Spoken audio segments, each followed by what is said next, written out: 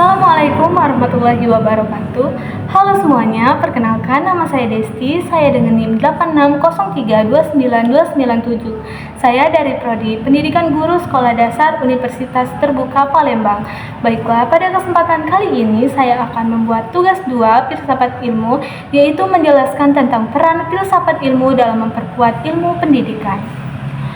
Pertanyaan yang pertama, bagaimana filsafat ilmu mengawasi dan memperkuat eksistensi keilmiahan serta nilai-nilai dalam ilmu pendidikan?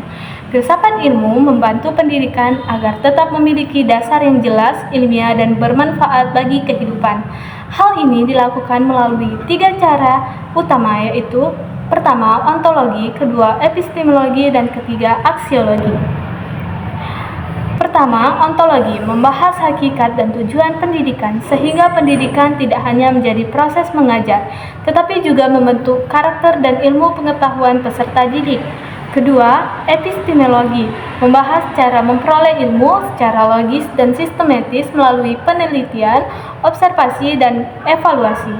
Sementara itu, yang ketiga, aksiologi membahas nilai dan manfaat pendidikan agar peserta didik tidak hanya cerdas secara akademik, tetapi juga memiliki moral dan tanggung jawab sosial. Dengan demikian, filsafat ilmu membantu pendidikan memiliki arah dasar ilmiah dan nilai yang bermanfaat bagi kehidupan manusia.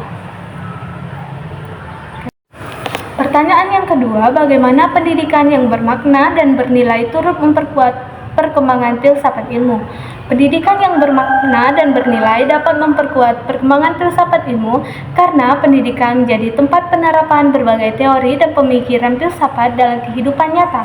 Melalui praktik pendidikan, manusia dapat menilai apakah suatu teori menjadi sesuai dengan kebutuhan masyarakat dan perkembangan zaman. Ketika pendidikan mengalami perubahan filsafat, ilmu juga ikut berkembang untuk memberikan jawaban terhadap berbagai tantangan baru. Contohnya, perkembangan teknologi digital dalam perkembangan membuat filsafat ilmu mengkaji bagaimana teknologi digunakan secara tepat, efektif, dan tetap memperhatikan nilai moral. Selain itu, pendidikan karakter dan kemampuan berpikir kritis juga mendorong berkembangnya pemikiran filsafat ilmu. Artinya, pendidikan tidak hanya menerima teori dari filsafat ilmu, tetapi juga membantu perkembangan dan menyempurnakan teori tersebut melalui praktik nyata. Selanjutnya, pertanyaan yang ketiga, mengapa filsafat ilmu dapat disebut sebagai pisau analisis dalam membedah persoalan-persoalan pendidikan?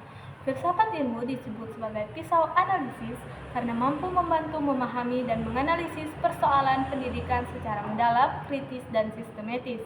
Filsafat ilmu menggunakan 3 pendekatan utama, yaitu ontologi, epistemologi, dan aksiologi.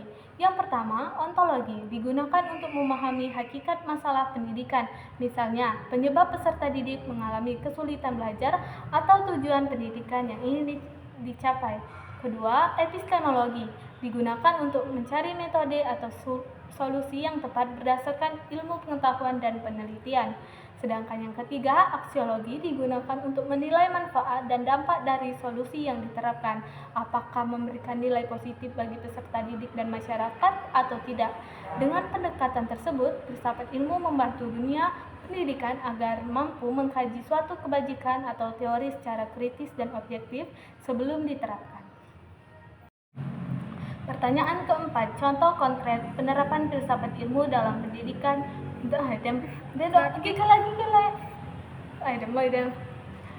Pertanyaan keempat, contoh konkret penerapan filsafat ilmu dalam praktik pendidikan. Penerapan filsafat ilmu dalam pendidikan terlihat pada kebijakan pendidikan, kurikulum, dan proses pembelajaran. Contohnya, kurikulum merdeka tidak hanya menekankan nilai akademik, tetapi juga pengembangan karakter, kreativitas, berpikir kritis, dan kemandirian siswa. Dalam pembelajaran, guru memilih metode yang sesuai dengan kebutuhan siswa melalui diskusi, observasi, dan pemecahan masalah agar siswa belajar aktif dan kritis. Selain itu, kebijakan pendidikan juga dibuat berdasarkan hasil penelitian dan kajian ilmiah, sehingga pendidikan menjadi lebih terarah, bermakna, dan sesuai dengan perkembangan zaman. Baiklah, itu saja yang bisa saya jelaskan. Terima kasih. Saya lanjut.